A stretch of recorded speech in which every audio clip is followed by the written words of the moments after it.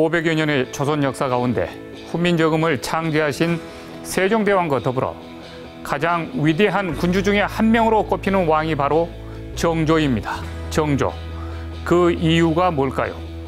다름이 아니라 과거 논쟁으로 나라의 오늘과 미래를 탕진하고 있는 작금의 한심스러운 정치 때문입니다. 잘 아시다시피 정조의 아버지는 할아버지인 영조에 의해서 떼약볕 뒤주 속에 갇혀 8일 만에 세상을 떠난 사도세자였습니다. 당시 11살이었던 어린 정조가 가슴속에 품었던 것이 무엇이었겠습니까? 바로 부친을 죽인 세력들에 대한 한이었을 것입니다. 한.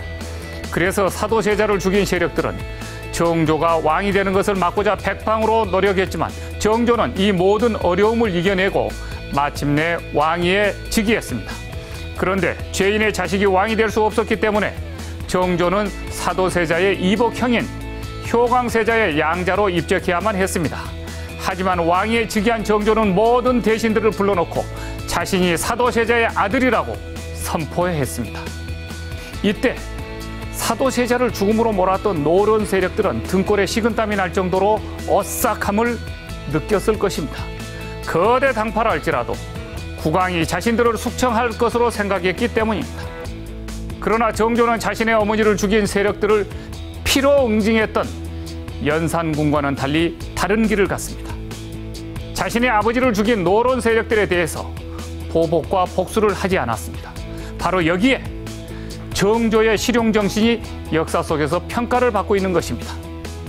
그 대신 정조는 자신의 정적이었던 노론과도 공존을 모색하면서 국정을 안정화시키는 데 매진했습니다. 때로는 노론과도 타협을 하면서 미래를 지향했습니다. 정조는 소외된 남인들을 등용하면서 정치적으로 소외층을 보듬고 비록 서자라 하더라도 실력과 능력을 보고 사람을 발탁했으며 학력, 지역, 당파를 따지지 않았습니다.